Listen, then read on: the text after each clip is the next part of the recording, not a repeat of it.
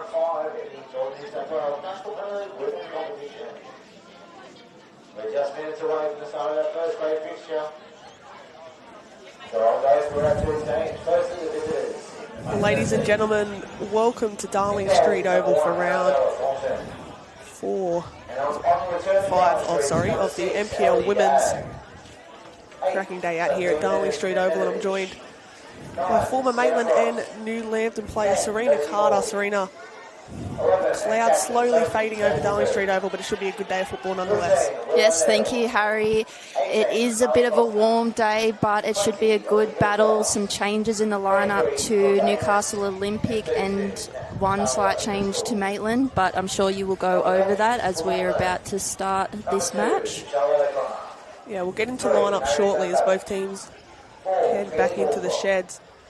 Most notably for Maitland, Sophie Stableford, the return of her, Serena. I know you had the chance of playing alongside her, particularly last year. It's a huge boost for Maitland today.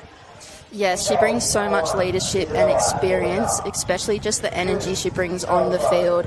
It's so good to have her back, I think, for the girls, except that they've been doing so well even without her. But I think they'll enjoy having her back. It'll be great entertainment for us to see her out there as well, playing more minutes. Yeah, she featured last week off the bench in their 4-0 win over Lake Macquarie. But this time with Renee Pountney out of the side, she will come into the starting 11. And talking of team lists, as both teams head back into the sheds before coming out, let's run you through the team list for this afternoon, starting with the home side, Newcastle Olympic. In jersey number 1, the goalkeeper, Isabella Aquilina. Number 2 is Isabella Throlfo. Number 3, Gemma House. 4 is Sarah King. 8 is Jessica Evans. 10, Sophie Wormsley. 11 is Sophie McDonald. 13, Eva Donnelly. 14, Annika Horvat. 23, Georgia Kalkuli. And number 30, Kate Heap. On the bench for Neil Owen's side, number 5, Rosie Copus, sister of Libby Copus Brown. Number 7, Maddie Howard, 2 goals to her name this season. Number 12, Emily Hingston. Number 22, Zora Bukowski. 41 is Akar Baird. 45 is Kia Bouldery. A few tricky names there for Olympic. Let's move to the visitors, Maitland FC, who currently sit high, flying at the top of the ladder. Starting in number 1, Annabelle Thornton. Number 6, Elodie Dagg. Number 8, Sophie Nanadovich. 9, Sienna Frost. Number 10, Josie Morley. 11 is Sophie Stableford back into the starting 11 today. Number 15, Willow Neal. 18, Talia Gosner. 20, Elizabeth Clowes. 23, Georgia Amos. And 32, Natalia O'Driscoll. A few changes on the bench for Maitland this afternoon. Number 2, Charlotte O'Connor. Number 3, Marianne Dunbavin. Number 4, Keely Gawthorpe. 7 is Julia Innes, but I believe she's been injured in reserve grade. We'll get that information to you in a sec. Number 22, though, is Georgie Williams, and 29, Maya Schofield. So potentially still a name or someone to be named on the bench for Maitland after that injury to Innes in the reserve grade fixture. Maitland running out 6-3 winners in that one. Perfect teaser before what's to come in this one. But Serena, I think you have a bit more information on me of what happened to Inez in the reserve grade fixture.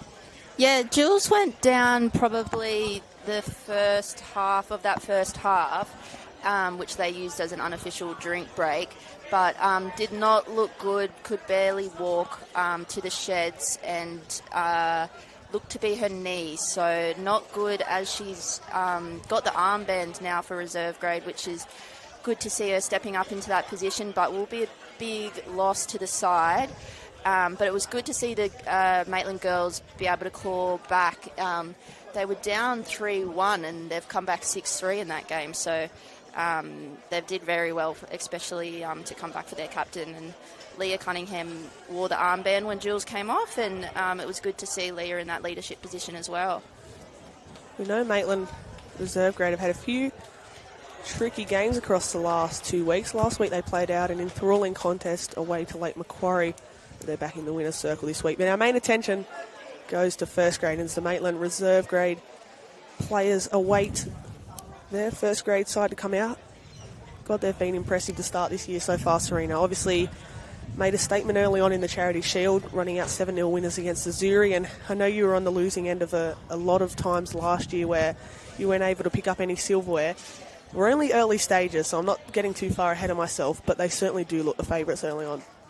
Yes, I was fortunate enough to do the first 6 weeks of pre-season with Maitland, where we set our goals, and I know getting all the silverware was a big priority to us, coming so close so many times, and so being able to get that first one I know is very important for the girls, and they won't be taking their foot off the pedal. They will definitely want to be getting all of them this year. Yeah, no, most certainly both teams making their way onto the field ahead of what is a cracking afternoon at Darling Street Oval. We've already had the reserve grade women's, as I mentioned earlier. After this one is the reserve grade men's and the first grade fixture to round out things at 7 o'clock tonight. So a busy day here at Darling Street Oval. And this is the first of 2 first grade clashes Olympic in their white kit. Maitland in that. I was discussing it last week with Cass Serena. What would you call it? Maybe aqua kit for Maitland this year? Yeah, aqua or teal, but I'm a big fan. I like it. It is good. Yeah, and the Olympic one looks strong as well. Bit of gold trim, looks good. They'll be eager to bounce back to winning ways Olympic. This is what I believe their first game here at Darling Street this season, or searching for the first win at home this season. Yeah, they were here at home last week, but lots of changes to the lineup. I was having a look. Looks like Emily and Maddie and Rosie come to the bench, and the 2 Sophies and Gemma come into the lineup, and Eva Donnelly. So lots of changes after that result last week. Plenty of changes made by Neil Owens. Seaside look to match it with Maitland. That's been the thing this season. A lot of teams haven't been able to match Maitland physically with and without the ball, and they're such a strong side to break down. But both teams going through their final instructions for the Savo. Olympic, you feel, will have to start off nice and strong and match it with Maitland early on.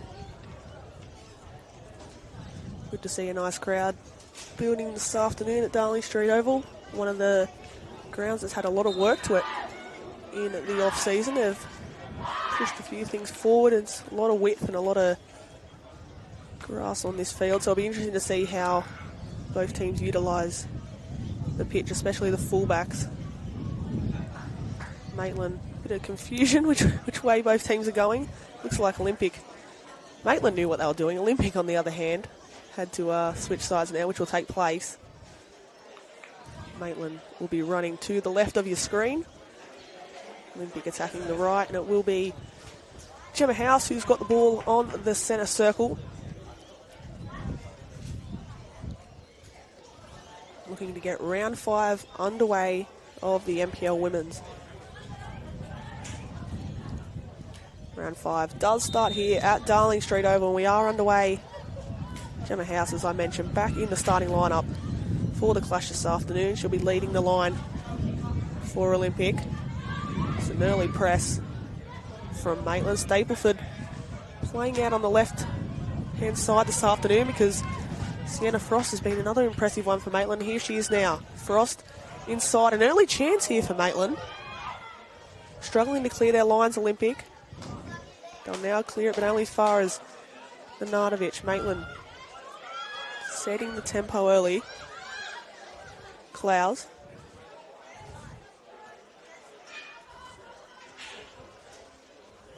You just see already how calm they are with the ball. That one pushed forward.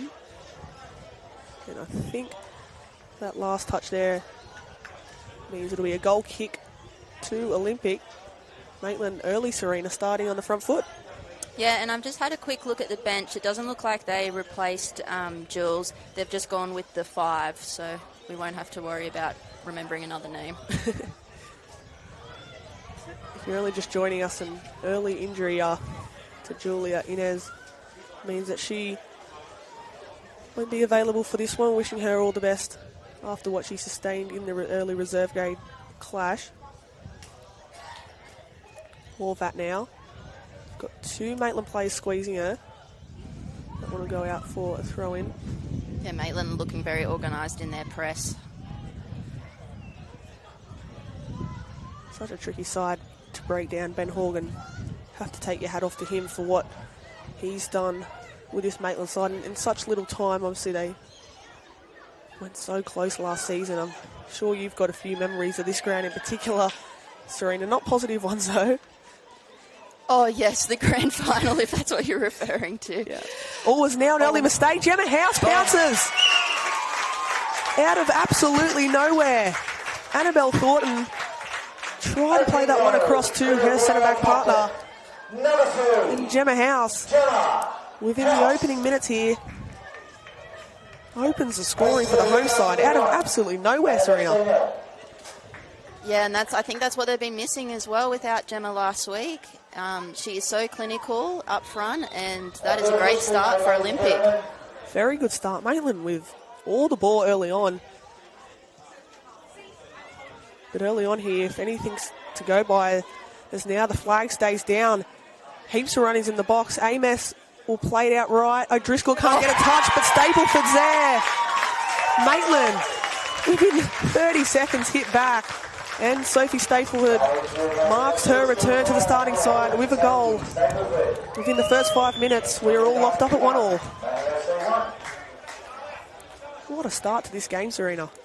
Yeah, Maitland wouldn't have liked conceding that early, so they've gone and done what they do best and gone on the attack and finished it off. Amos again showing her speed down the right-hand side. We know where Maitland go down the wing. They got so many runners pouring forward into the box. O'Driscoll couldn't get the touch, but Stapleford unmarked at the back stick. And we are locked up at 1-1. I think that's something that Ben has been huge on this season, that they've got so many strengths and speed down those wings, but they need those numbers in the box to finish. And through the rounds this year, you've seen all those players flooding in, and they're getting so many chances and scoring so many goals. Also helps a lot when you got the speed of Amos out wide, and on the other hand, Sophie Stapleford. I'm interested to see if Frost stays at number 9 throughout the whole game, or whether Stapleford and her rotate, because I know last week Stapleford played out left when she had her 30-minute or so cameo off the bench, but Sienna Frost is a player who loves to get out plays out wide, but she starts at number 9 today. Such a great attack up front that Maitland have. So many different players with great assets. Battle now on the far touchline. Heaps done well to pinch that so high up the field, showing her fullback roots, but now getting to play a bit higher up for Newcastle Olympic. That one will dribble over the line. Annabelle Thornton will have her first touch since giving away a pass, and I'm sure she'd love to have that one back.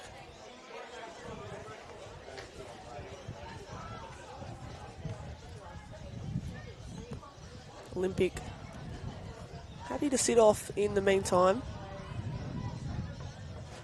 So that ball pushed on forward now. Aquilina clears it high into the air. Now they can reset through Morley. Such a crucial part of Maitland's back line. She looks for the width out left in Stapleford. Looks for O'Driscoll, but her flick couldn't find its right target. Now it's Olympic. An early ball over the top.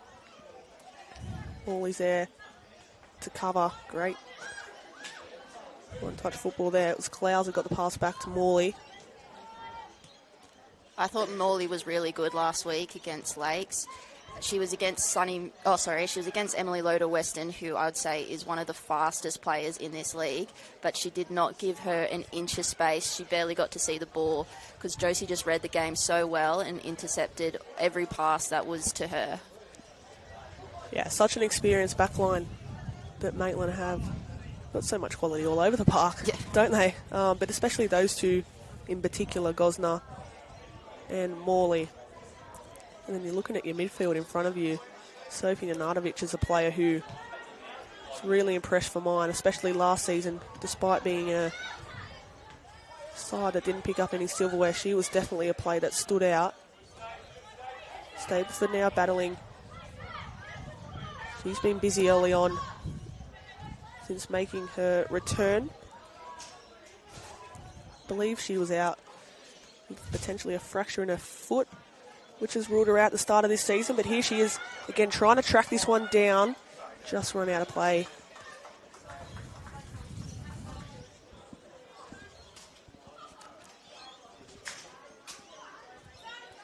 Another interesting point that we were given to us pre-match is that Maitland's coach, Ben Horgan, is missing a wedding to be here today. The crazy stat, I know. We'll get back to that in a second because O'Driscoll now bursting down the left. Beats one defender and risky back pass to Aquilina. She does well to clear that. Maitland now on the front foot. Stapleford out left. Got options in the air. Tries to drill that one across the ground. Now it's Olympics' turn to try and find the likes of Gemma House on forward. It's great footwork from Donnelly. She'll look up early. It's a great intended pass, but cut out by Will O'Neill. Now, Amez, is she offside? The flag stays down for now. Amez looking over at the official. Play will go on. Frost. Well, it looked initially like Amez could have been offside on the far right-hand side, but she cuts it back perfectly. And Sienna Frost, playing in that number 9 role today, picks up her 4th of the season. Very similar to that first goal down that right side. Amos is just lightning down that right side and had both Stapes and CC in there ready to finish it off. Another well-constructed goal by Maitland. Sienna Frost, still so young, still so early in her career. She's already impressing.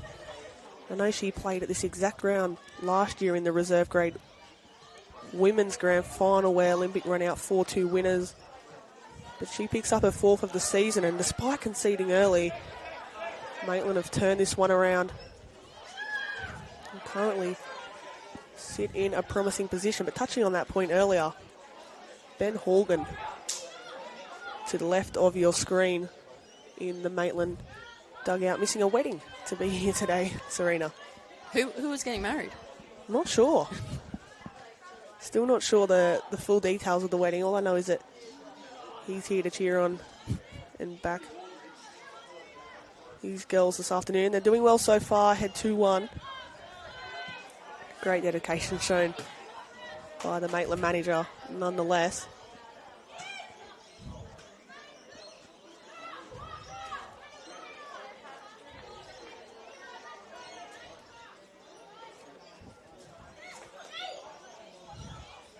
Now Frost receives it off the throw-in. It's a battle there in the midfield, which Nananovic wins out.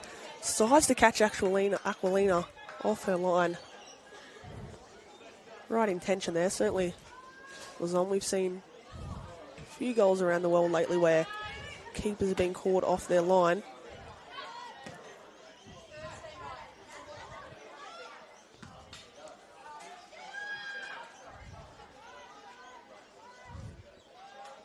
Thornton now.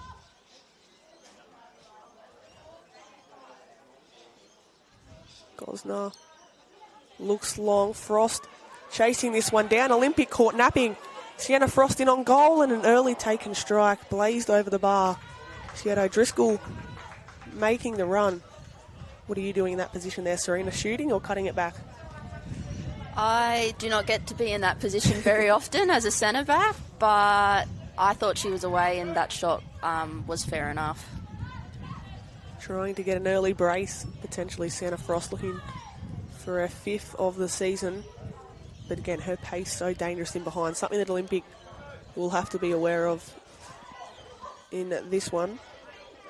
Kalkuli now, fancy footwork.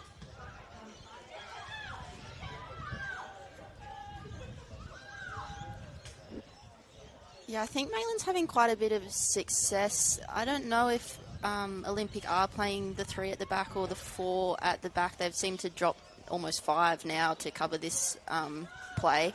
But sometimes it looks like there is only the 3 at the back, and Maitland is finding all those holes, and now we see down that right side and cut back again, almost like the first 2, but it's Willow this time instead of Amos with that overlapping run to try and counteract the extra 5 at the back.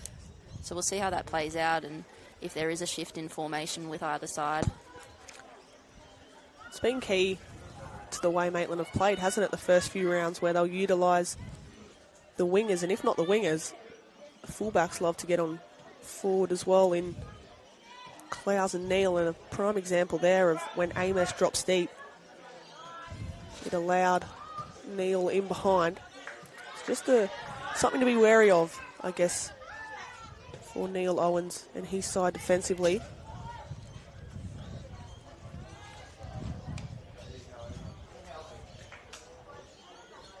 Olympic have only scored 4 goals in their 3 games this season, so they're certainly struggling to find the back of the net.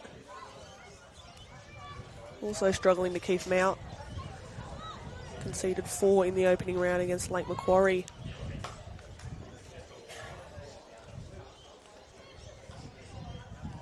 And obviously would have been disappointed with the 3-1 loss against their rivals Magic on this home turf last Saturday, going down 3-1.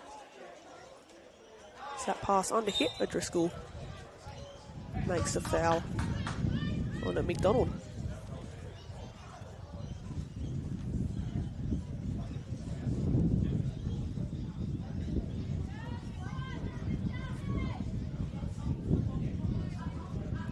Olympic putting numbers forward here. Will they pump it long or look to go short?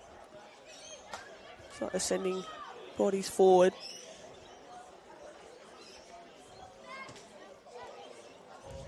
Ball high into the air. Back now. Throw tries to put it forward. Nanatovic now. This is where Maitland are so dangerous. Amos cuts inside. She's got Stableford out to her left. Amos wanting the run to Frost, and Frost didn't make that run forward. Stableford on this left-hand side certainly could have been the option there, Serena. Yeah, I thought it was good composure, though, by Threlfo for Olympic. She didn't dive in, she just waited, and she came out with the ball. I thought that was very good defending. Yeah, she could have easily went in there on Amos and allowed her to get around her. So well done to Newcastle Olympics centre-back. It's a very young side, a very different-looking side. This one for Olympic this year. They've got plenty of options on the bench.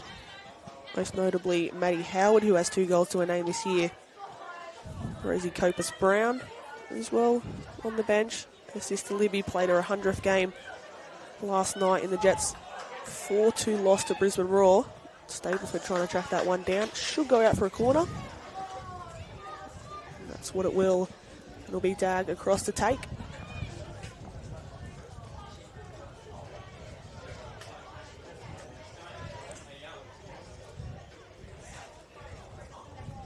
It'll be the right foot of Dag. Maitland have proved dangerous offset pieces this season. See what they can conjure up here. Dag's ball in a dangerous area. A few bodies there. Just couldn't get a final touch. It was a great delivery from Dag. Yeah, that was a great in-swinging ball then. And plenty of numbers in there.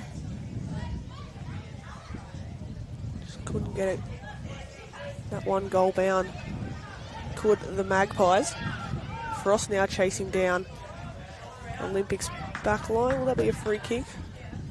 Maitland went out. Frost now. She's been busy early. Lovely ball inside to release Dag. Got Stableford on her left. Frost in heaps of space on the right. Frost takes a shot, but well charged down there by Jess Evans. So crucial that she got that block in. Now it's Olympic up the other end.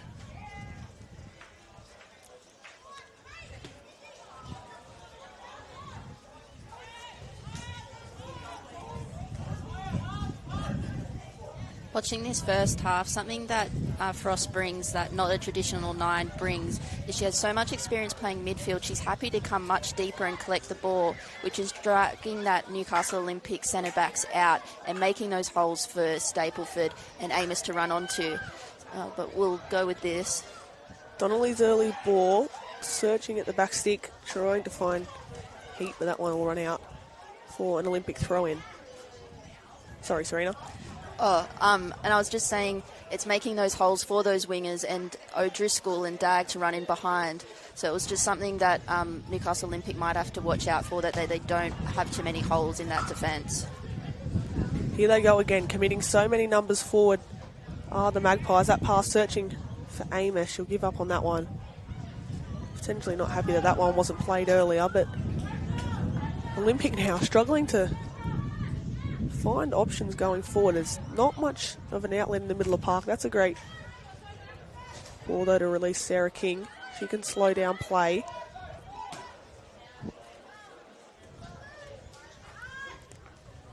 Klaus now goes to ground.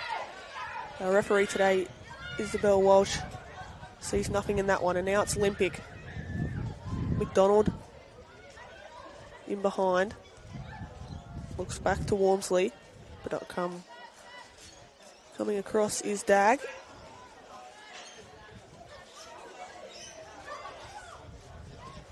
Now Dag into Frost. She's got Stapleford inside.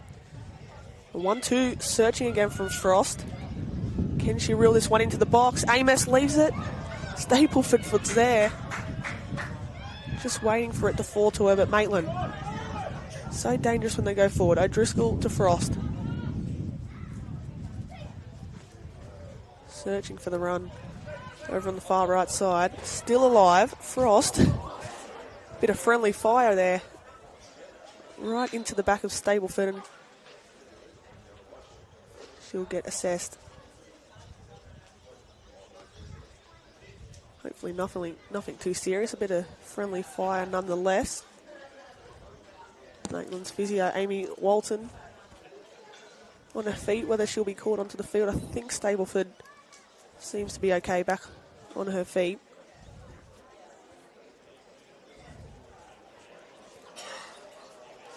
This will be a drop ball here potentially in the way of the Magpies.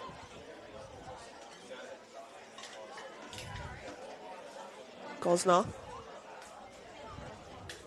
Neal inside to Amos. Building nicely here are the Magpies. Cuts it back. Dag. Well, they're on the hunt for a third. And that shot just couldn't get that one goal bound.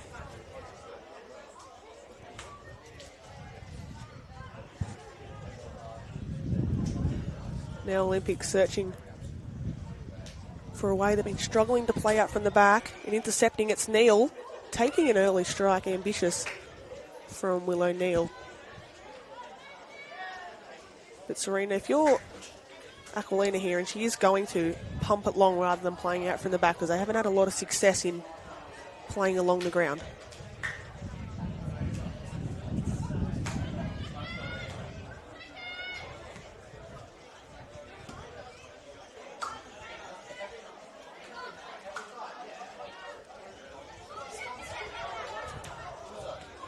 O'Driscoll now. Dag, the 1-2. There's two Maitland players looking to get on the end of that one.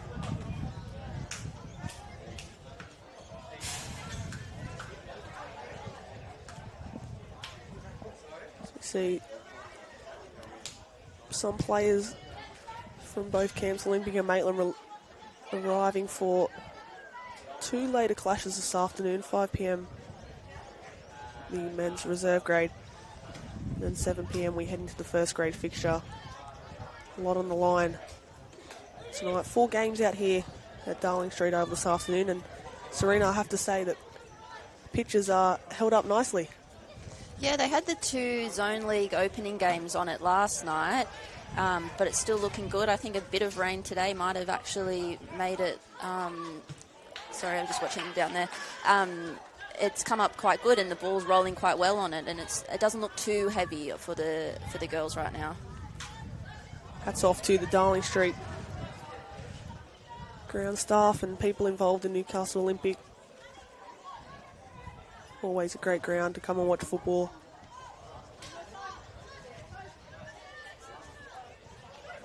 So far, across the day, we've been treated to 12 goals.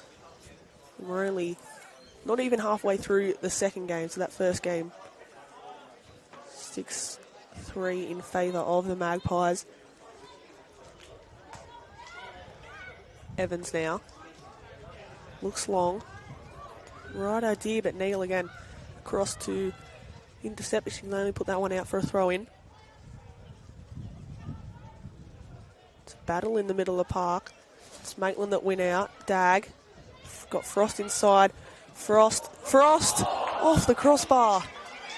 Searching for a brace, Sienna Frost. We know she scored a screamer last week at Macquarie Field against Lakes. She looks in the mood here early on to add even more goals to her name this season. Here she is leading the press up against Evans.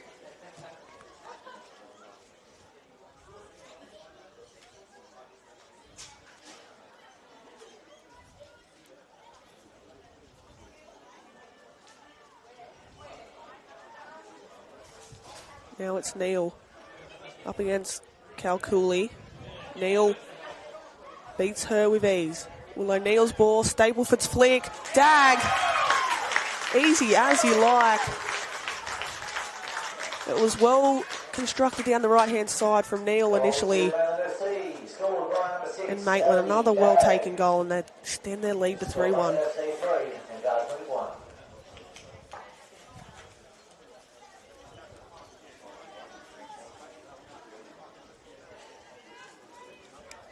Just so clinical when they go forward, Serena.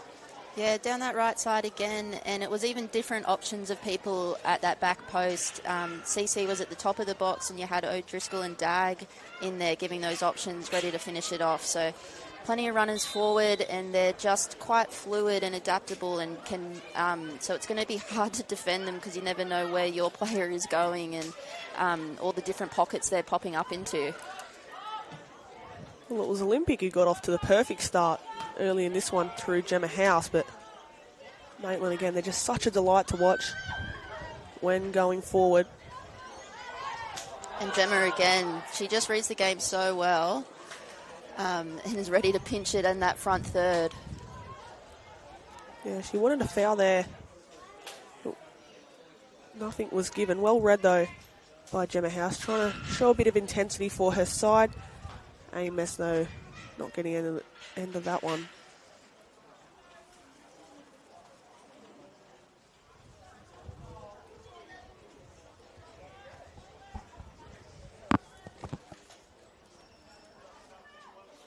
Rolfo looking for some outlet here for the Olympic side. As I mentioned, they're searching for their first win at home this season. Darling Street Oval. They only scored 1 goal in their 4 matches against Maitland last season, so they haven't exactly had the best record up against this Magpies side. They really struggled to match it with Maitland, who went on to the grand final at this ground against Charlestown Azzurri. Bernardovich now, tidy footwork. Clouds. Wally now. Thornton.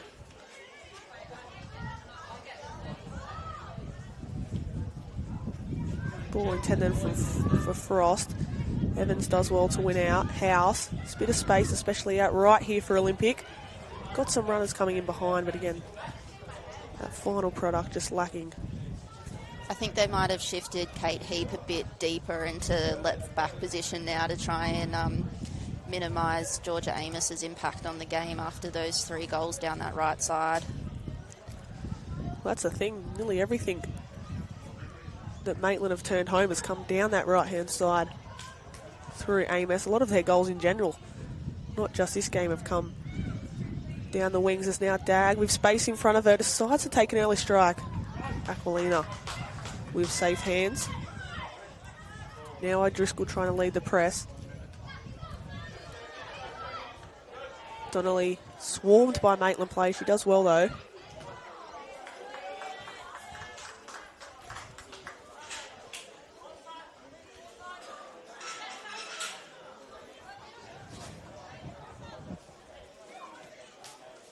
Stableford into Frost.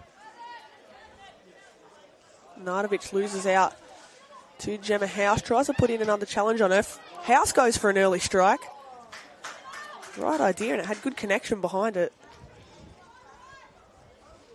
Annabelle Thornton into her grateful arms though. But that's the third one she's pinched in the dangerous area. She's reading it very well, and the Pies will have to be quite careful with some of those passes now. Obviously we know Maitland are so well structured at the back, but yeah, you're right, Gemma House has pinched a few of those under-hit passes, and tell you what, it was just over the halfway line there where she took that shot. Maybe a bit more power behind that one, and that one goes in. Bit of wind behind it, you never know. Never know. We saw Carter Smith score straight off the kickoff a few weeks ago for Lake Macquarie. I'm not sure if you saw that one, Serena, but directly off the kickoff. That was crazy. Yeah, I did. I saw NPL Australia share it too. It was such a worldie.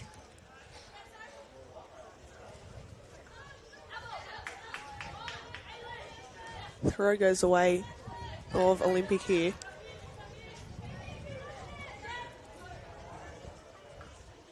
House loses her footing now. A chance for Maitland to break. Frost has got the run of Amos.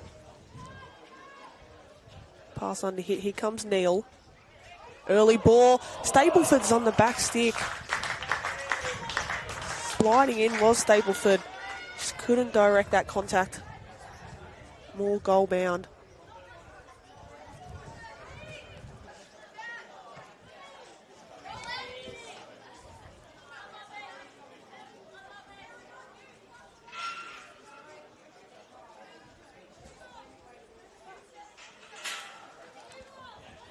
So crazy to think as well that this Maitland side has been clicking on all fronts, but Renee Pountney out of the side today. Not in the starting 11. We know as of the last few weeks it's been the front line of Pountney, Frost and Amos, but I'll tell you what, Sophie Stapleford's not a bad replacement. No, she's done very well today.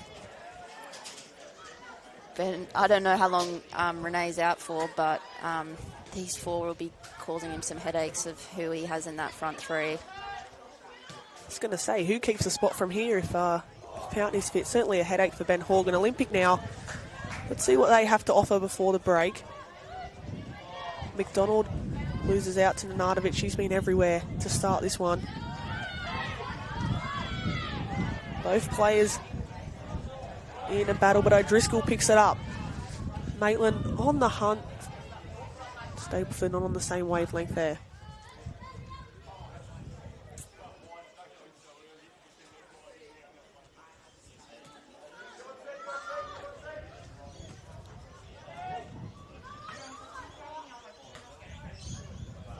O'Driscoll now, Stapleford. She's got space inside now, does Sophie Stapleford. Early ball, Amos. Jess Evans again across the clear.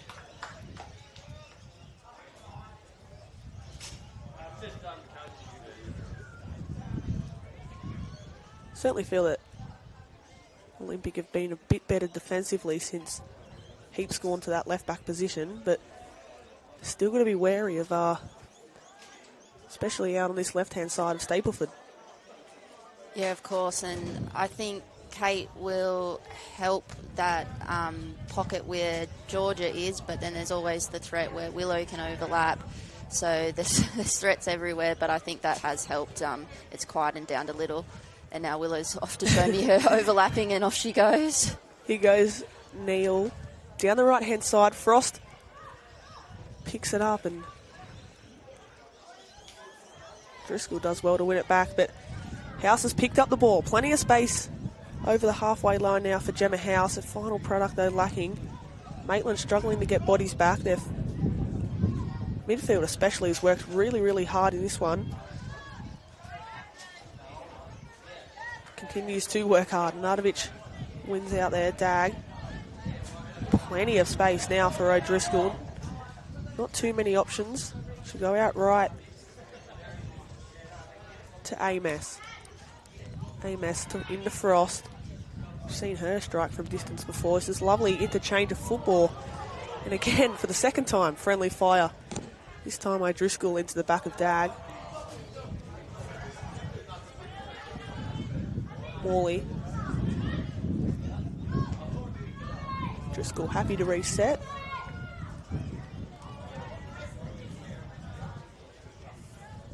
Both teams slowing things down a touch before the halftime break. Olympic happy to sit deep in their shape and watch the runners of the Magpies as here they go again.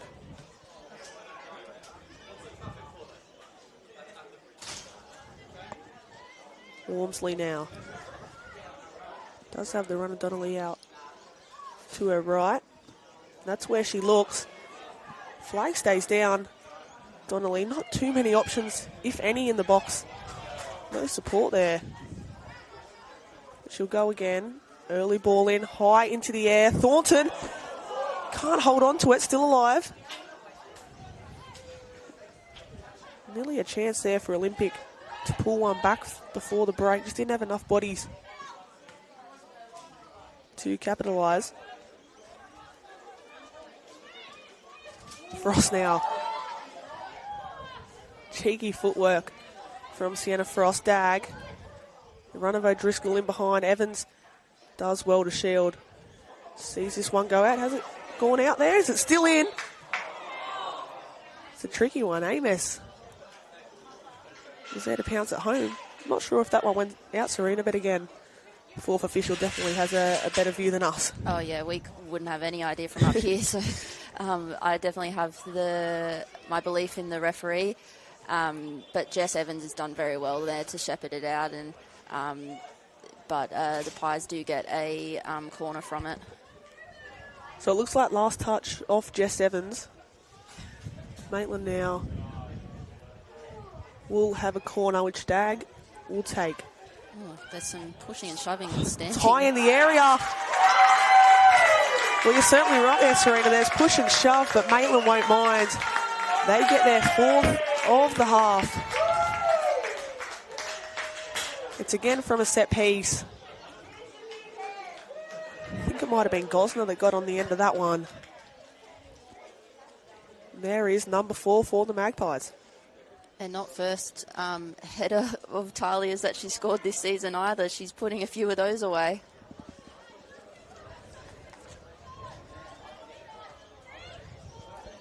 I believe that's her first of the season, if I'm right. She got one in Charity Shield, and I thought she got another one, but I would believe your stats over mine, Harry. Nonetheless, she'll be happy. She's got that bit more breathing room now, Maitland. Heading 4-1 in, or maybe more, we're not too sure what will unfold up until half-time, but it's really a blow for Olympic now, who have a huge mountain to climb if they want any way of salvaging something from this game. I know Maitland scored 4 last week, so they've already gotten to 4 within the first half. Amos now.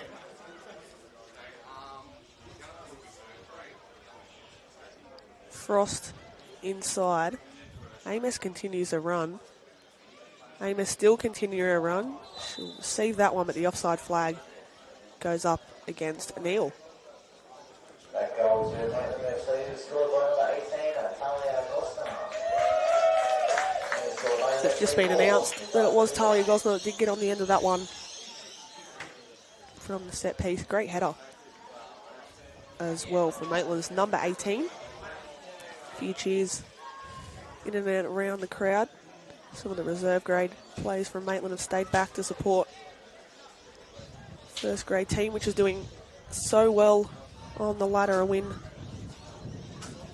this afternoon, or as it stands, can see them go 6 points clear at the top of the ladder. We know still a few more games to be played tomorrow. Broadmeadow Magic at home to New Lambton. Charlestown Azuri at home at Lolcar Oval, searching for their first win of the season against Lakes. Adamstown Rosebuds with the bye.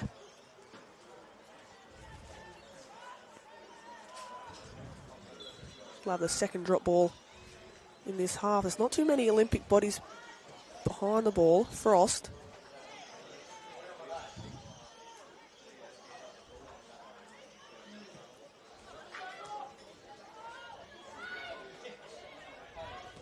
Very patient with the ball are the Magpies.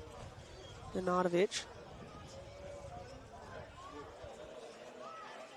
Neil up against Cal Cooley. No, Driscoll, is that a foul on Cal Cooley? She's done very well to find her feet there. I thought it might have been a foul, but she's kept the ball. She's kept going. Olympic, can they use this advantage after she's done all that work? Yeah, it looked to be a free kick, a bit of shirt grabbing there from O'Driscoll. We know she's on 2 yellow cards, the most of any player in this competition to start the season so far. She doesn't mind a bit of the scrappy side of the game. Clowes now out left. Searching for options. And it looks like she's going to play the ball out on the line. It's because we've got an injury to the right of your screen. Sophie Nenadovich has gone to ground.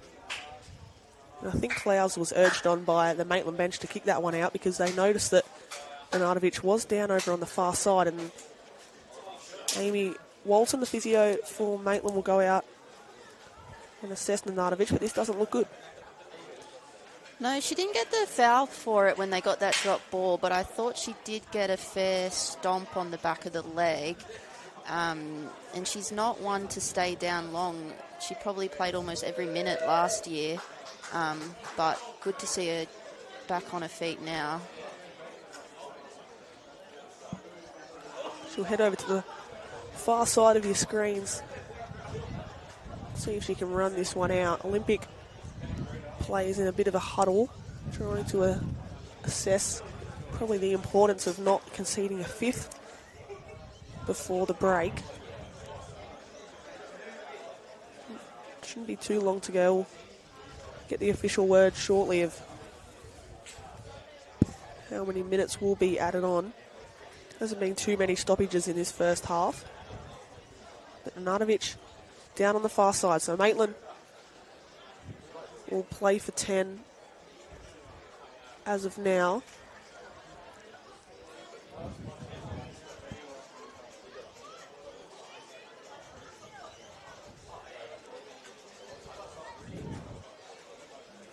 Play will resume. We are back now. It's Olympic. Can they use that extra advantage with one player? Try and reduce that deficit a little bit and claw themselves back for the second half to give themselves a little bit of hope. A lot of work to be done. That pass though under hit. Frost up against Evans. Going this way and that. Frost. Comfortable routine save there for Aquilina. And it does look like they're getting Keeley ready for a sub for Soph.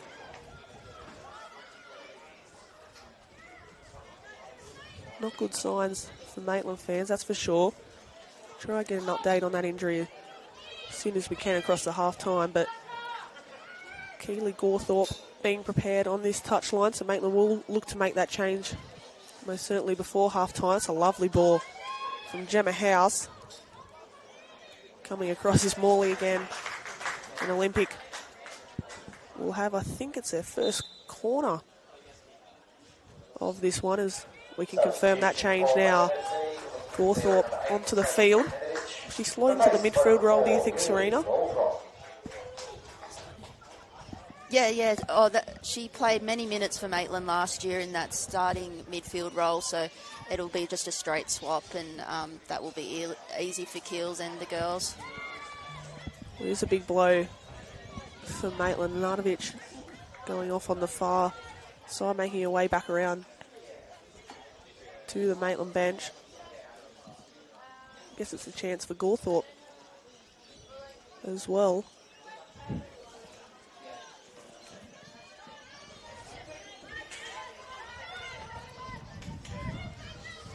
As we mentioned, not sure the extent to Pountney's injury. Hopefully between her and Nardovich, those two aren't out for too long. You know they're back in action, the Magpies, next Friday night, back at home at Cook Square Park. Only played the one home game there this year, and that was a 7-1 win against the Golden Eagles in New Lambton. Take your hat off to Ben Horgan and his girls have been on the road. This is their third consecutive week playing away from Cook Square. Kept 2 clean sheets up until today. An early Gemma Howe's goal put the home side in front. It's been a great reaction from Maitland since going behind.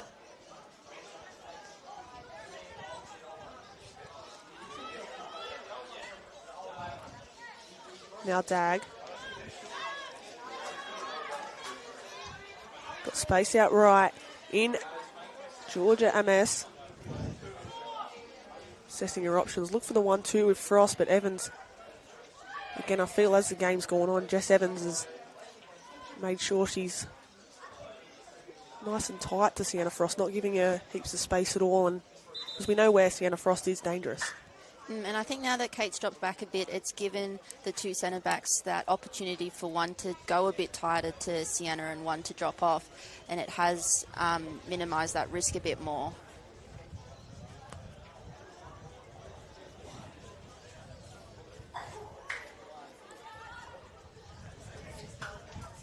Morley now loses her footing. It's a battle as the ball's on the ground. Picked up well by Horvat. Gemma House now up against it. She's done well to come out of that one. High into the area. Stableford there to clear.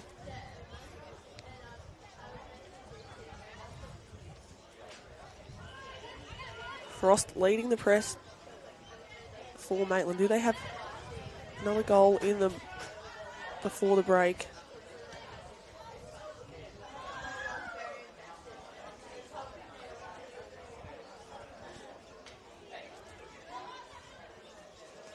Pass under hit. Tempo slowly dying down as this half goes on, Serena. It's been an action-packed half so far. We've had 5 goals and Maitland are in the mood for more. Frost threads it through. O'Driscoll looking for the cutback in Amos. That was very selfless by O'Driscoll, but a great ball through to her.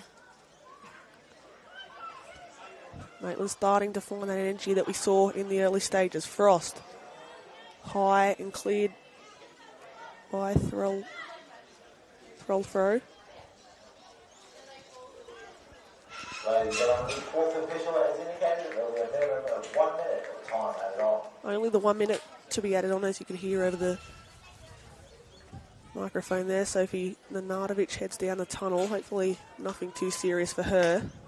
Maitland with 1 minute to go. Do they have another one in them? Neil, early ball front stick, nearly an own goal there. I don't think that's come off the post. I think that's hit the new fencing behind the goals potentially, but Maitland will have a corner.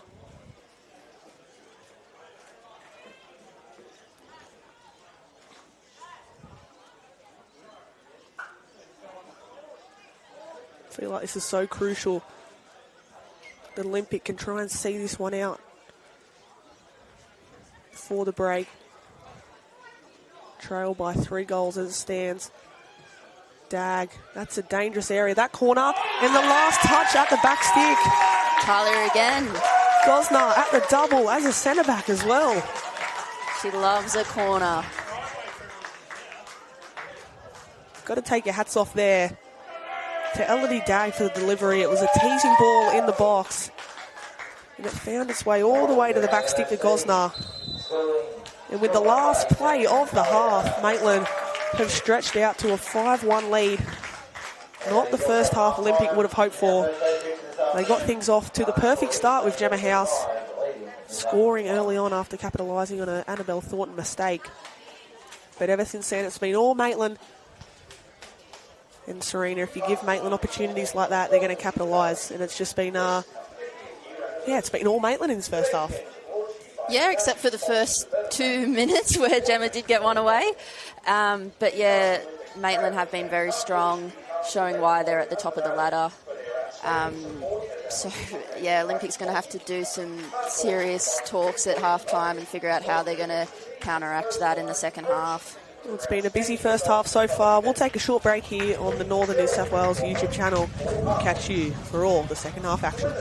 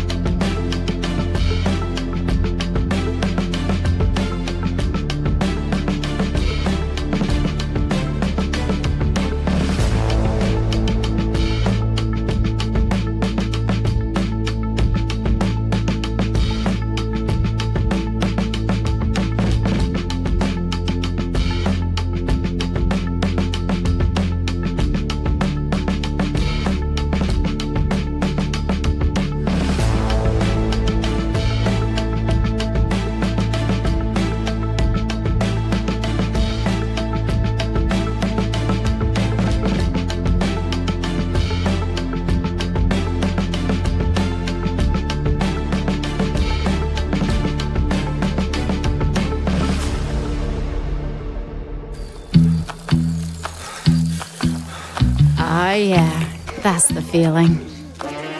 Progress. Momentum. Getting somewhere.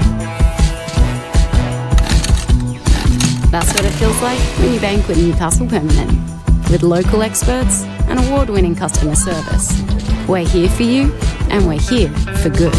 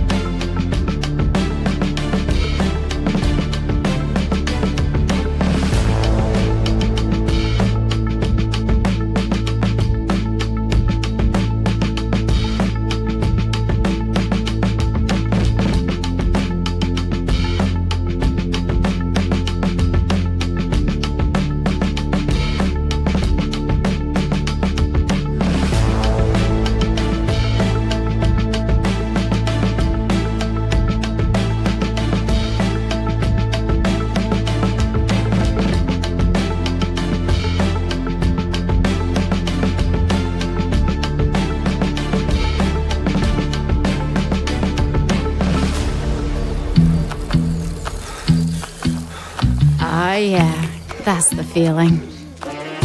Progress. Momentum. Getting somewhere. That's what it feels like when you bank with Newcastle Permanent. With local experts and award-winning customer service. We're here for you, and we're here for good.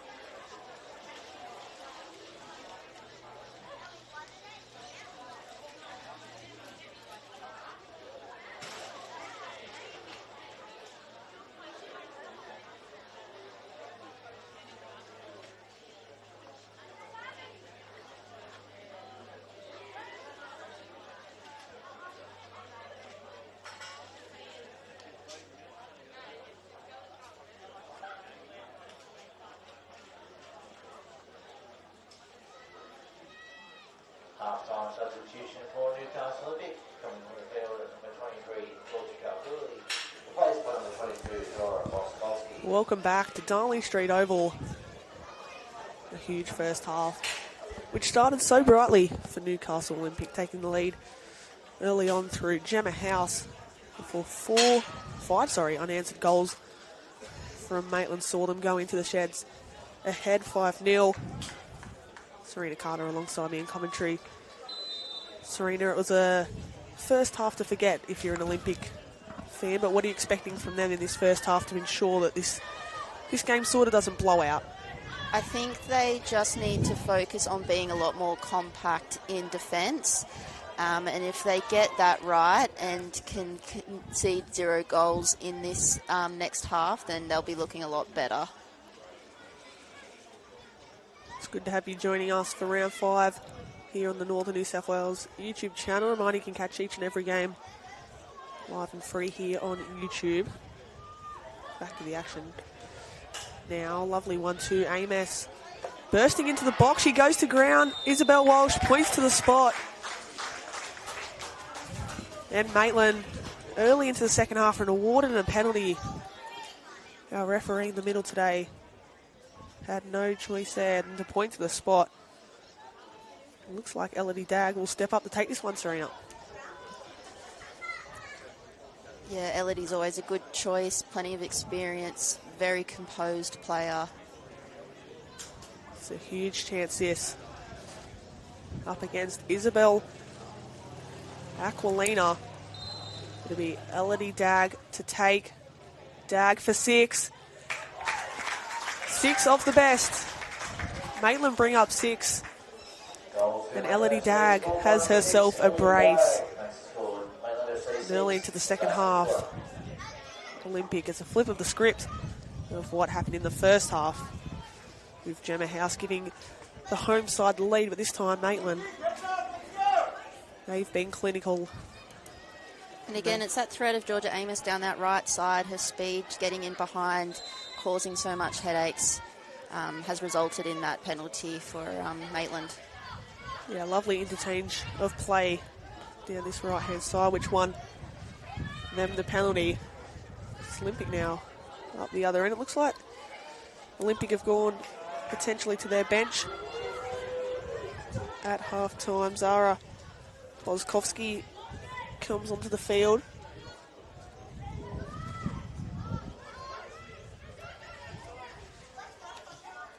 Cal Cooley was the one that departed the field. Thanks for that, Serena.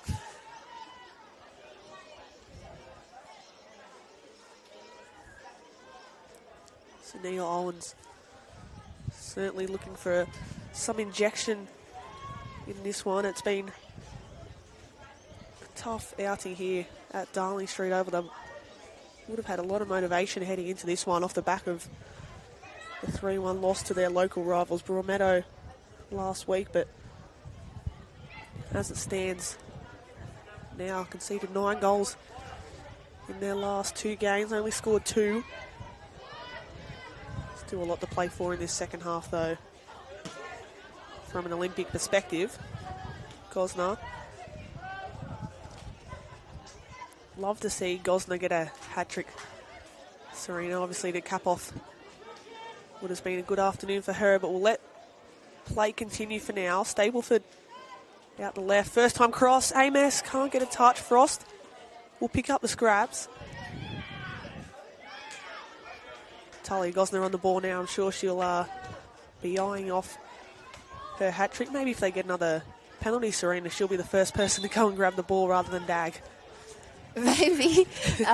Talia's been doing a good job of wearing the captain's armband while Stapes has been injured. I think her leadership has been really driving the girls and helping towards their great performances. So it's good that she not only leads from the back, but can put them away in the front line as well when she gets those opportunities from the corner. And I think she would back herself with the pen. So we'll see if that opportunity comes. We know they've got the speed in behind, so as we saw for Maitland's 6th goal only a matter of minutes ago, George Amos being fouled in the box. I'm sure Gosner would love a hat-trick. I'm not sure how many centre-backs get hat-tricks. They come few and far between.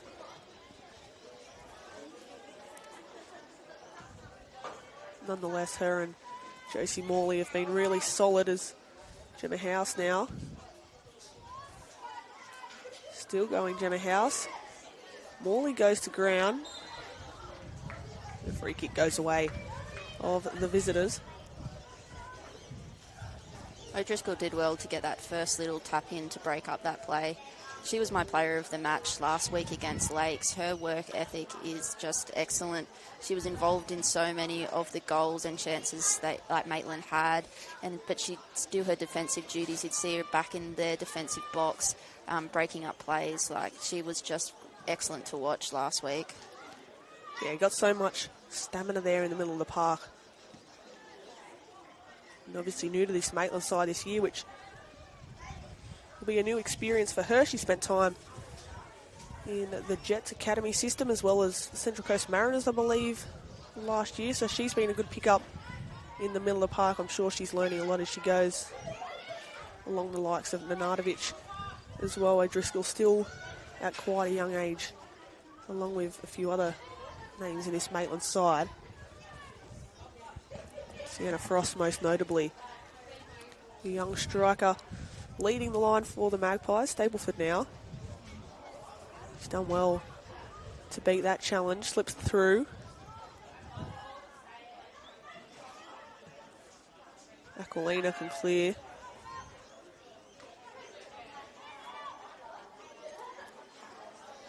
Be interesting to see how Olympic play out the rest of this second half, having been down by the amount of goals they are out, whether they be a bit more resilient in defence, Serena, whether they, being down by 6-1, it can be easy to lose focus and concentration, but where do you see them sort of heading in the direction of this second half? Can they keep Maitland at bay, or do you think Maitland will have too much quality to go and hunt for more? I'd like to see them keep them at bay. I'd like to see this competition stay tight, not only in this game, but the whole league. It will be best for everyone if this can stay a tight competition. And I think they've got them in them. I think this is actually quite a good team on paper. I think they've got a range of experience and some young ones coming through, most of which have been in academies. So I think it's there. That's just about gelling together. And they've got Evans wearing the captain band today, and I think she'll be able to drive them from the back and get them composed again and working together. Yeah, Evans a great leader to have in this Olympic side. Under Neil Owens, we know Evans played a crucial part in the first half in just blocking some of the shots that were coming her way. Maitland on the front foot for so much of that first half, and Jess Evans leading by example there at the back alongside the likes of Terrell Throw. Now it's O'Driscoll turning on the afterburners, and a lovely ball in behind. It's Stagg that will get on the end of it, but coming across were two Maitland players in House and King. Geez, Gemma House doing defensive duties. Back out there to help her team.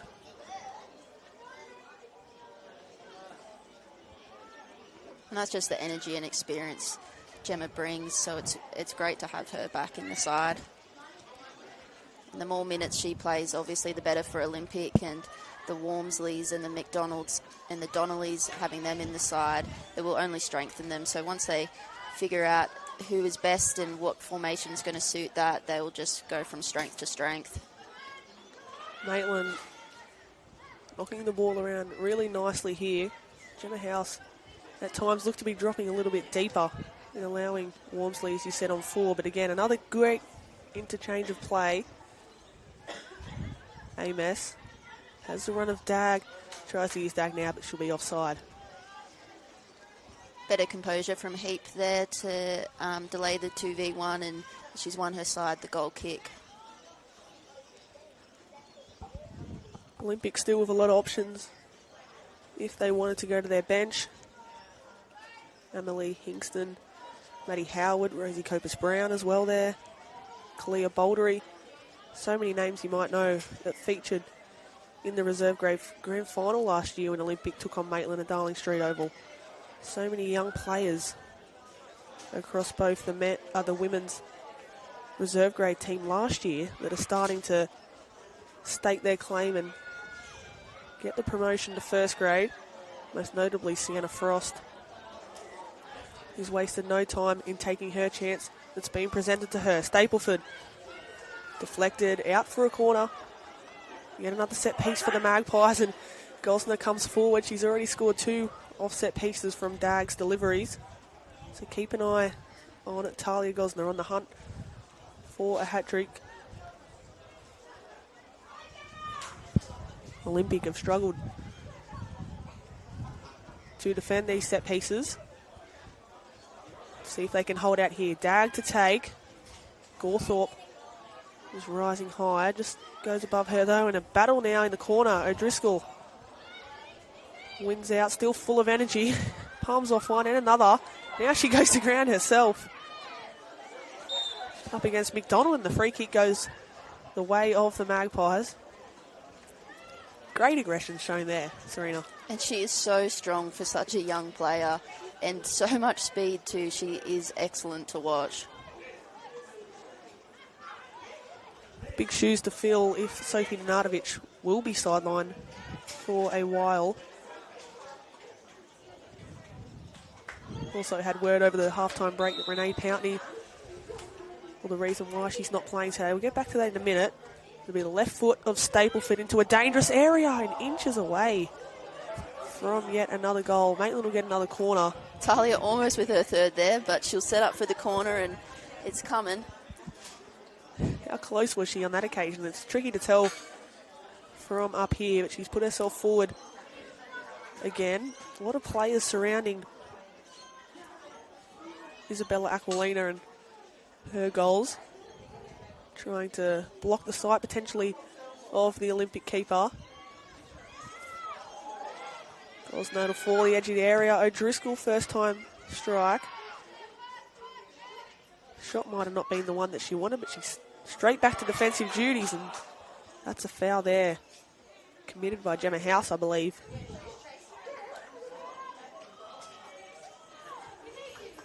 Oh, no, Josie Morley. There's the one that's gone to the ground.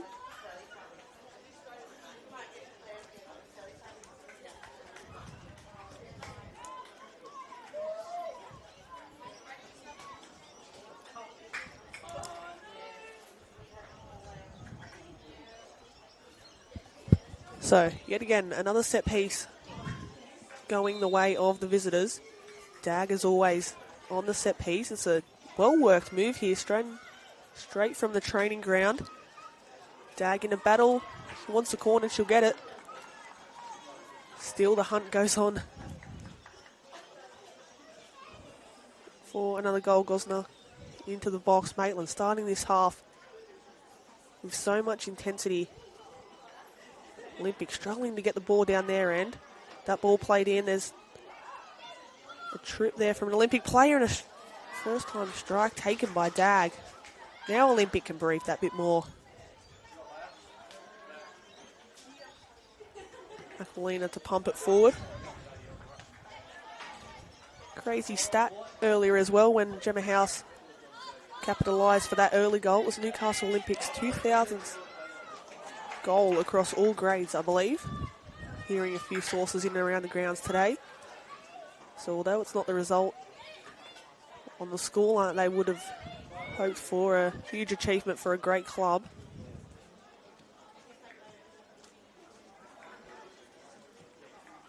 None other fitting than Gemma House to score that goal as O'Driscoll again.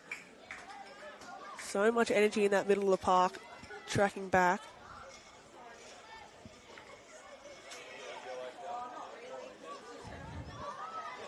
Aquilina's ball into McDonald. Now Horvat. Olympic looking in behind. Not too many options to target Gemma House. The one that leads the line today. Amos in a battle. But well done to Heap to come across and cut that one out.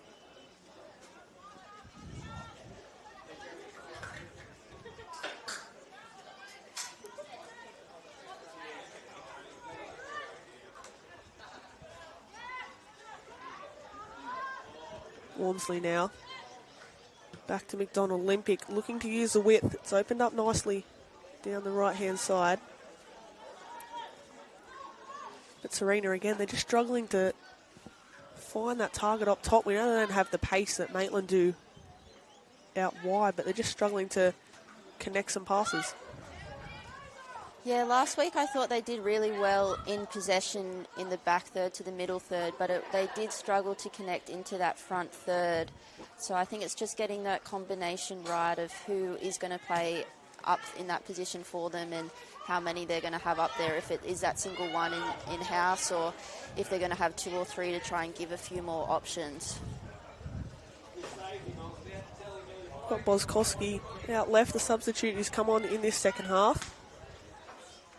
Sure, they'll be looking to grow her into the game a little bit more, get some more ball. But talking about changes, got a triple sub that Neil Owens has prepared on the touchline. It'll be introduced in the next stoppage of play. Now across comes Threlfo. Driscoll goes to ground. That was a crunching challenge from Threlfo.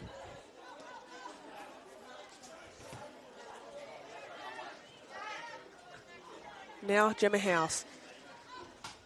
Not too many options to search for. She's struggling to find options, if any. She'll try and come out left here. Boskowski can't reel that one in.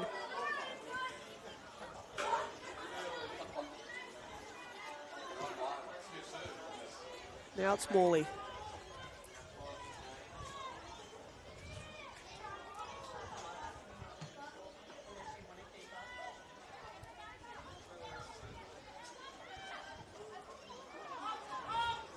Olympic happy to recycle through Aquilina.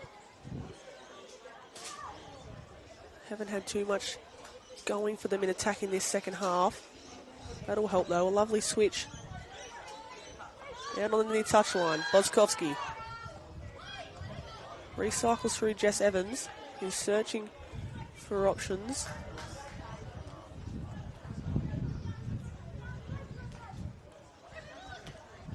Walmsley, this is better from the home side, holding onto the ball that little bit more. Into the path now. Walmsley dispossessed, and it's so Driscoll again. Who else would it be to pick up the scraps for Maitland? And immediately they look on the front foot. O'Driscoll has the run of Georgia Amos. She gets in front of Boskowski and takes an early strike, which Bella Aquilina has nothing else to do than parry that one over the bar. And here's where we'll see the triple subs for Olympic.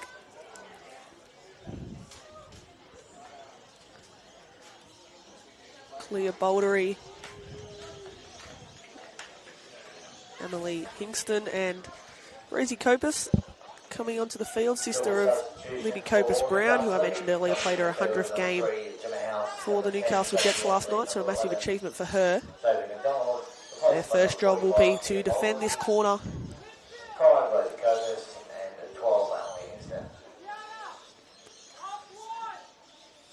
Multiple changes for not only Olympic, but here comes some reinforcements for the Magpies. Sophie Stableford got Maitland's equaliser earlier in this one. She'll depart the field. Natalia O'Driscoll as well. Two people who have had such a big impact in this game so far. Good to see Sophie Stableford back, not only amongst the action, but amongst the goals. As that ball in there, Gosnar won't get the touch, but Frost will, and Aquilina, oh, it's gone into the back of the net. It looked for all money like Aquilina had pushed that one wide, certainly from where we are anyways. Yeah, I thought Aquilina had done enough to get that out of the goal, but Sienna is so clinical. And does that bring it up to her second goal of today? Second goal of the afternoon, 5th of the season. She now goes level with Renee Pountney, so that's what happens, Renee, when you're not in the action. Talking about Renee Pountney, Serena, you were given a bit of an update on why she's not actually out there today. So we mentioned pre-match that she was injured, but there's actually another reason to it.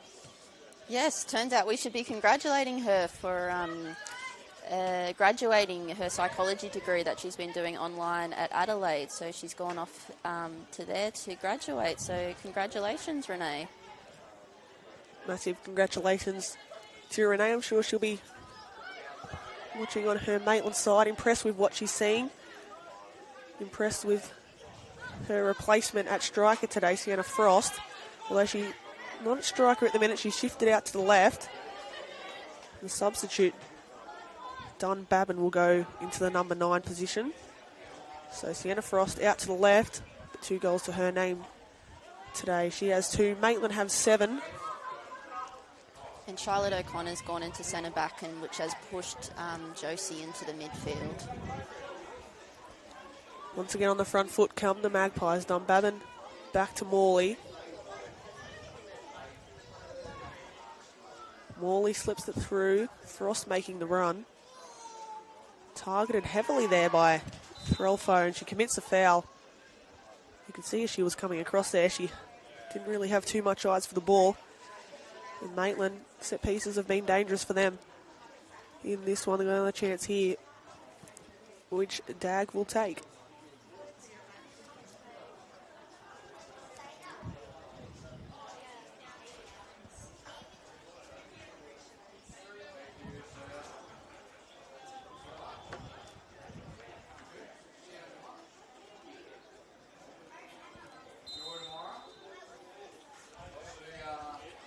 So ball into the box and still alive. Aquilina in the hands of it now. Jeez, what's happened there? I think the initial header come off the back of an Olympic head and actually denied it from going into the back of the net. I'm not sure who it was. I think Emily Hingston might have saved that. I think it was, yeah, Hingston in the red boots for Olympic, who denied Maitland from an eighth goal. It's an incredible goal line clearance off the head there. Morley now. Maitland still continuing on the front foot. Dag. Robbed of possession now. Here comes Rosie Kopis. Early ball looking for the run of Boskowski. It's a great pass. Will she reel this one in? She does well. Neal is across though to cover, and well done Willow Neal. Earns her side a goal kick. It's a great weighted ball by Rosie into that front third. I think some of those fresh subs are giving a bit more life and giving some more options into that front third. So hopefully we'll see some more chances for Newcastle Olympic in the back of this half. Certainly have shown some signs of positivity. It's just looking for something going forward. This is a lot better now. Donnelly into the area. And they've used a handful of changes so far. Olympic Kalia Baldry has gone to number 9. Yeah, Keela played the first half for reserve grade and I believe scored 2 out of the 3 goals. So she's got plenty of goals in her. Talking about goals, here come Maitland down the other end, but Rolfo across to prevent that. Olympic preparing another change on the touchline. It looks like Maddie Howard will be introduced. We know she grabbed herself a brace in their 2-0 win back in round 2 away at Lolcar Oval against Charlestown Azuri. Amos, her ball to the front stick, and Aquilina left it hit the post. Goes out for a goal kick to Newcastle Olympic. Aquilina encouraging her plays up forward as she'll look to pump this one forward and look for Bouldery.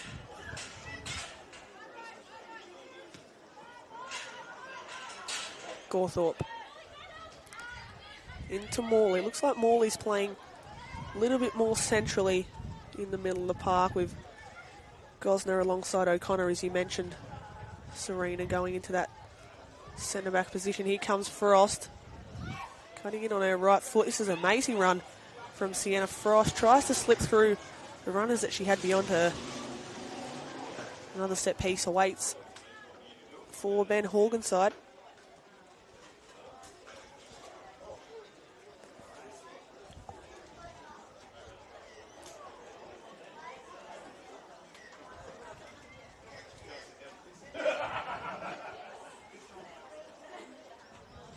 So Maitland, again from the set piece into a dangerous area. Aquilina punches.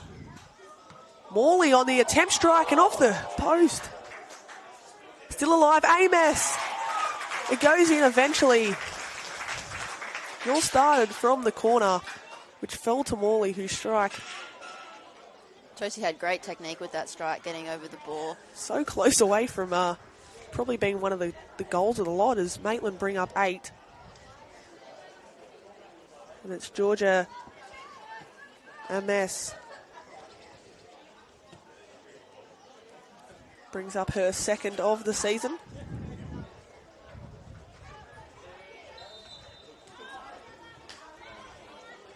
It's been the story of the afternoon. Olympic struggling to clear anything that comes in the box, especially off set pieces. But Maitland again, proving why they're going to be so unstoppable this year in their quest to pick up silverware. Now Boskovsky up the other end for Olympic. Game starting to open up a little bit. A slip and Bouldery still alive for Olympic. Can they find a goal back? There's space out here for Horvat. Horvat into the hands of Thornton. Cosner did very well to stop KB's shot then. I thought she was away and was in a great position, but Talia threw her whole body behind that to stop that shot. Olympic recycle now. Aquilina pumping it long. 2 changes, I think, being prepared for Olympic on the touchline, potentially. Maybe just the one in Maddie Howard, who's still yet to be introduced this afternoon. She's been ready on that sideline for a while now. Just waiting for the right moment in play to come on.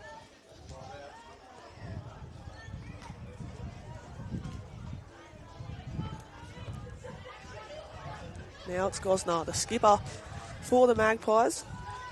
2 goals to her name this afternoon, but Maitland are finding the space really well. Gawthorpe.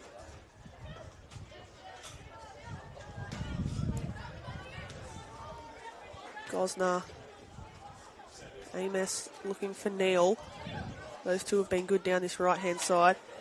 Dunbabin looking for Neal. Can she reel this one in? She'll keep it in, but only as far as Threlfo, but the pressure being applied by Dunbabin there.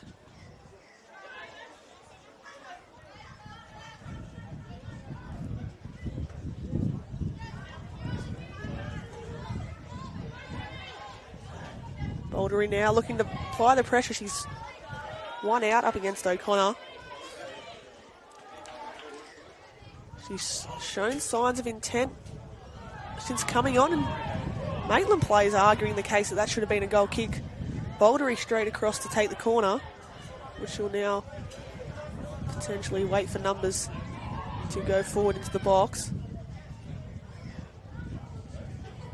Not sure your thoughts on that, Serena, whether that was a... I think O'Connor did enough to win the goal kick then, but you've got to praise KB for her tenaciousness there to keep going. It's a dangerous ball, her delivery. And her corner.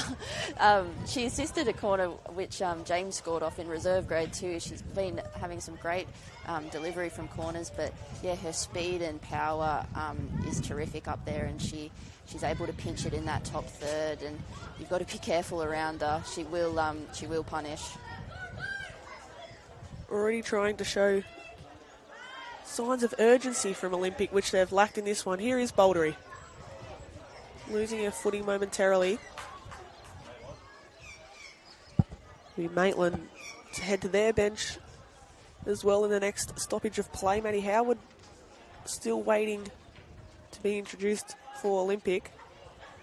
There's space out right here. Dunbabin finds the run of Neal. Maitland searching for a ninth. We know they picked up 7 in the Charity Shield. Here's Georgia Amos. Lovely ball into the box and cleared by Jess Evans. It's been a tough day for Olympics defence, but Jess Evans, the skipper, has been strong in some areas in denying Maitland more goal-scoring opportunities.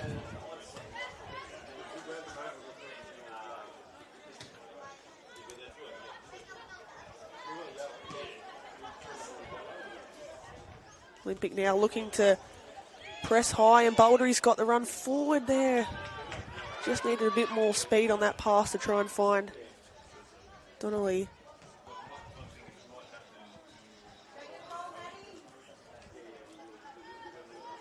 Clouds out to Frost.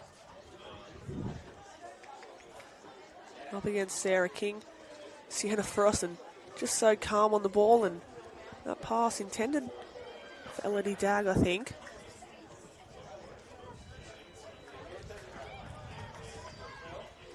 Changes now being prepared on the touchline for both opposition camps. Sure, the fresh legs will be needed for Maitland. They're ahead 8-1. Wouldn't be surprised if you see the likes of Frost, potentially even Georgia Amos, depart the field. Got a huge clash at home next Friday night against Broadmeadow Magic under the lights there at Cook Square.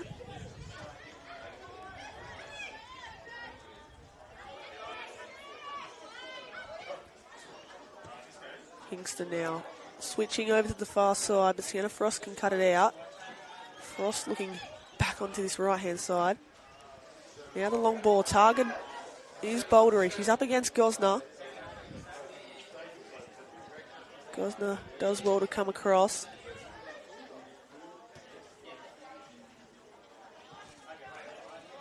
Maitland now, they've played out of that situation well.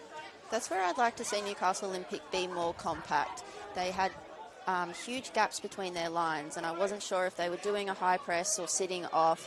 It seemed to be different for each position, and I just not sure if they're trying to trap it in high or if they're being conservative at the back, and it just seems too easy for Maitland to play out in between the lines there. Yeah, it's been interesting to keep an eye on them as this second half's gone on, and we know Maitland have 3 goals to their name in this second half.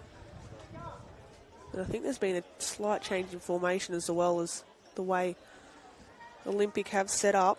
Danica Horvat will depart the field now to allow Maddie Howard onto the field. Olympics top goal scorer with 2 goals. And Georgia Amos, who scored in back-to-back games here this afternoon. She'll depart the field. Georgie Williams and Maya Schofield coming on. So Elodie Dagg leaves the field as well with a goal to her name. So 2 youngsters coming on. Olympic now. Rosie Copus trying to release Bouldery.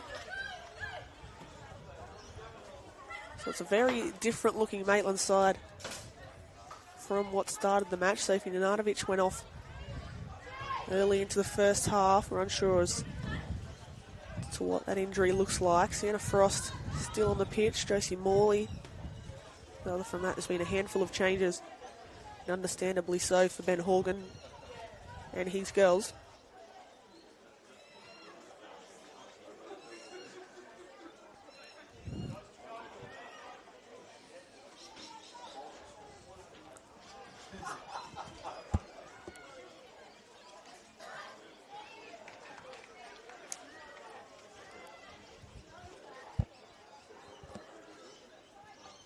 Howard now straight into the action.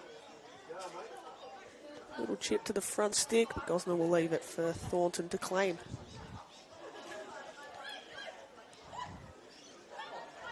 Here's Georgie Williams' first touch of the afternoon.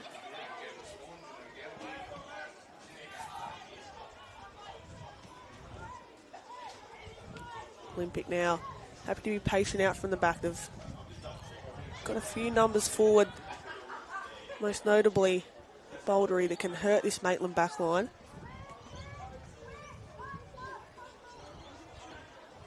Evans. Risky pass across the face of goal. Charlotte O'Connor keep this one in.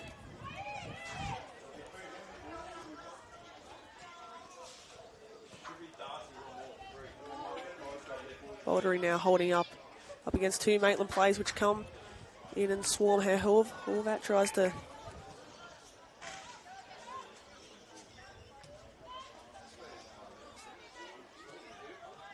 just not much happening as we enter the back end of the second half.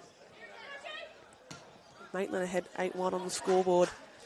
The energy dying out of this one a little bit.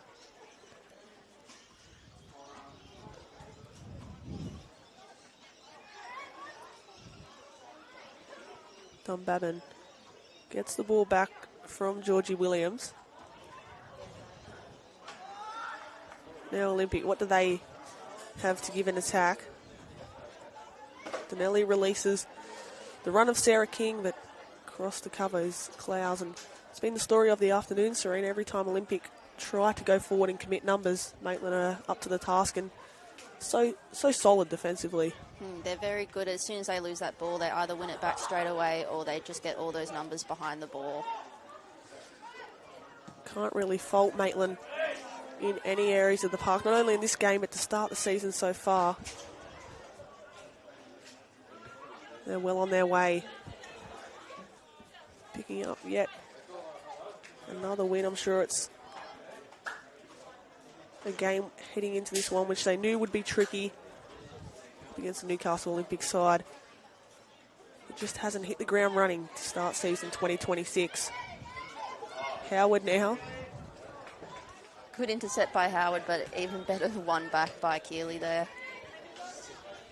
Good to see Keely Gawthorpe back to her feet. I thought it's a bit of menace in that channel, but now space opens up. Maitland aware of that, and the ball searching for Frost.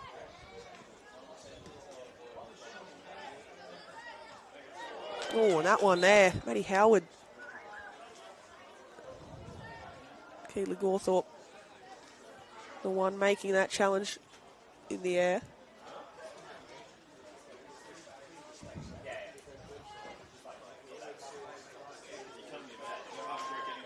So what do Olympic do in these final minutes in this second half, Serena? What do they need to do? Is it more seeing out Maitland and not letting the scoreline get even further, or what can they take especially from this week heading into next week? I think they have consolidated some of those players getting through behind them at the back, and they're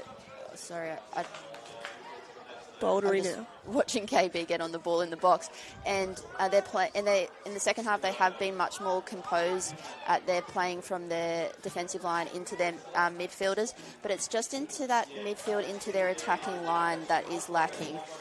Example there from Kate where she tries to play it. I wasn't sure if it was to KB or to that left winger.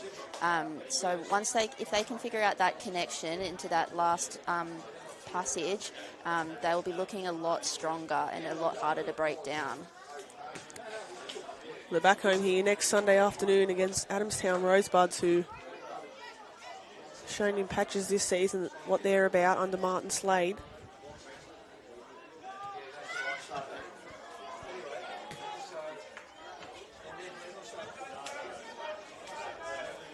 They'll be looking to put in a much better performance than they have shown this afternoon, take away nothing of the visitors, Maitland. They've impressed in every single game this season, making it so tricky for opposition teams to break them down. Bouldery caught offside there.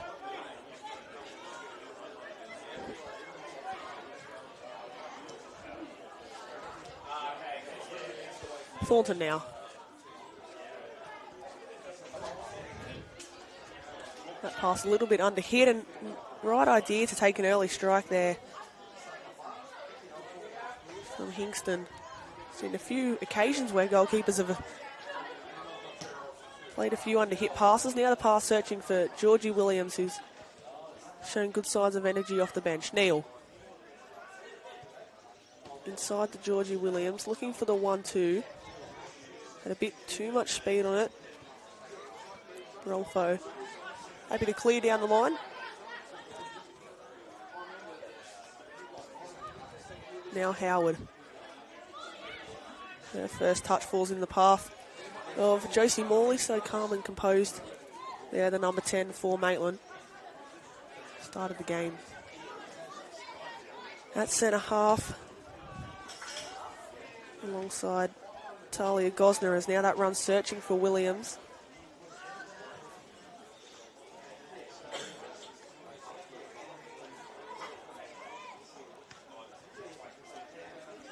Dunbabin. Do Maitland have a ninth in the bag before the end of this one? That foul committed there by Maddie Howard. Late decision given. Another set piece for Olympic.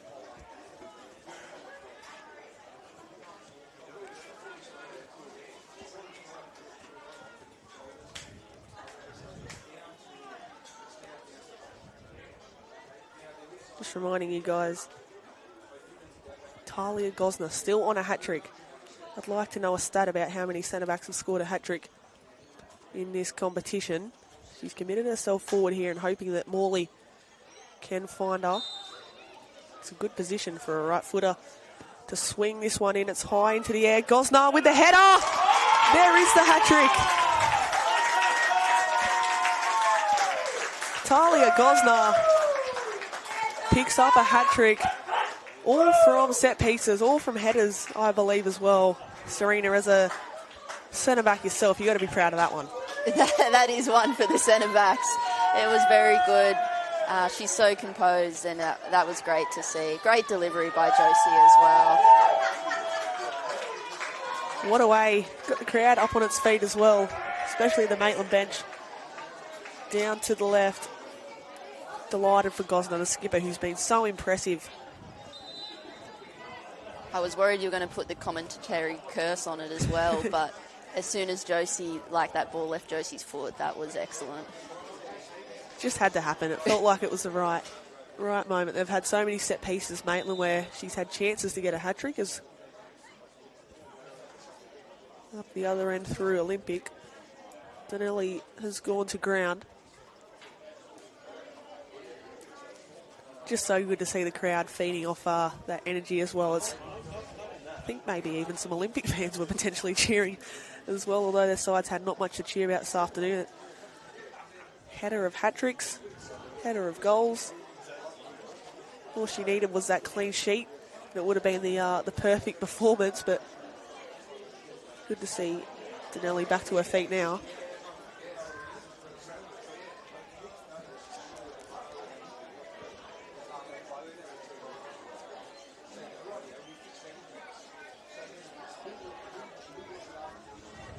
Although a lot of the credit for those hat-tricks have to go to Gosner for getting on the end of crosses, the deliveries as well, Serena, have been perfect, because it's not easy to put in a delivery that is right there in the mix and allowing a defender of Gosner's quality to get on the end of it. So hats off to Dag and Morley, who have played huge parts in Gosner's hat-trick today. They deserve a lot of credit for picking up the assist.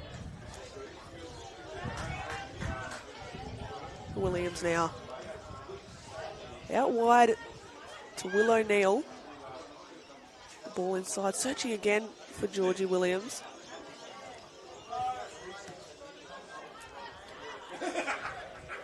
Maitland alert to everything that Olympic's throwing at him. Dispossessed off the ball now as Donnelly breaks forward. Bouldery in behind. Up against O'Connor here. Bouldery. She'll go for an early taken strike, and now she goes to ground. Lost her footing a little bit there. Did Newcastle Olympics number 45. Now won back well by Sarah King. Her early pass.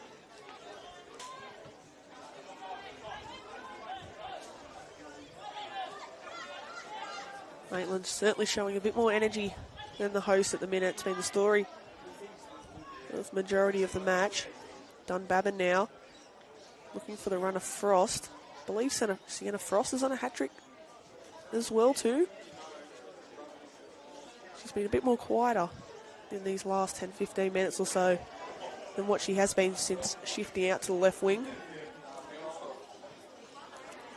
Bit of fatigue potentially kicking in as well. She's stepped up from reserve grade straight onto the first grade scene and played a huge part in why Maitland are where they are right now. Gosner through to Gawthorpe.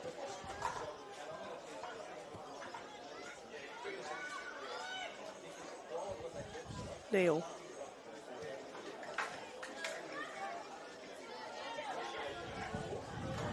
Not too long to go now here at Darling Street Oval. Just await the fourth official to give us how much minutes will be added on. Only the two to round out the match. 2 minutes for Maitland to potentially bring up 10 goals in this one. 5 in the first half. Currently 4 goals for the Magpies in the second half as it stands. Do they have a 10th in them? Dunbabin. Matty Howard. Robsar. Only to be back into the path of Dunbabin.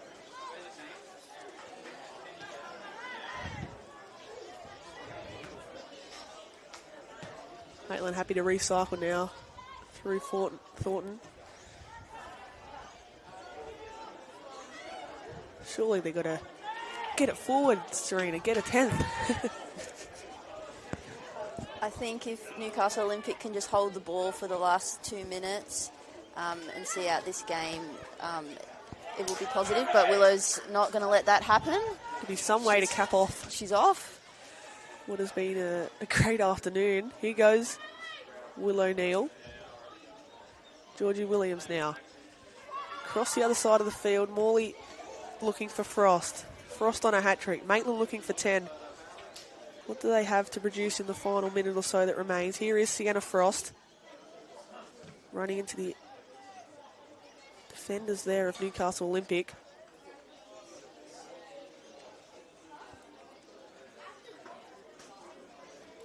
Maybe it's a record for Maitland to set throughout the year. I'm sure they're going to score plenty of goals, and don't know if they'll bring up 9 again this season.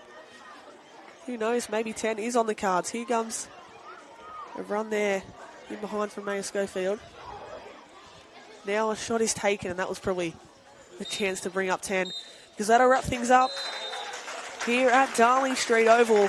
It's Maitland running out 9-1, winners against Newcastle Olympic. Gemma House got the early goal for the home side, and after then it was one-way traffic, seeing Maitland pick up yet another win. They go 6 points clear at the top of the ladder as it stands. Serena, it must have been a delight to watch your old team and what they're trying to produce this season. Yes, what they've practiced definitely came to life off the ball and on the ball. They're a very disciplined side. They'll be very happy with that. But Newcastle Olympic obviously will be very disappointed. There were positives. I thought Eva Donnelly did very well in patches, winning the ball back. But for them, it's just about how do they keep it and penetrate into that final third, and how do they stay compact defensively. So hopefully they can bounce back from that and go into next week with a positive mindset. Well, it's back to the drawing board for Newcastle Olympic. Maitland pick up yet another win. From myself, Harry Scobie and Serena Carter, we'll take a break here on the Northern New South Wales channel. Still more action to come here tonight, but that's a wrap up here in NPL Women's Round 5.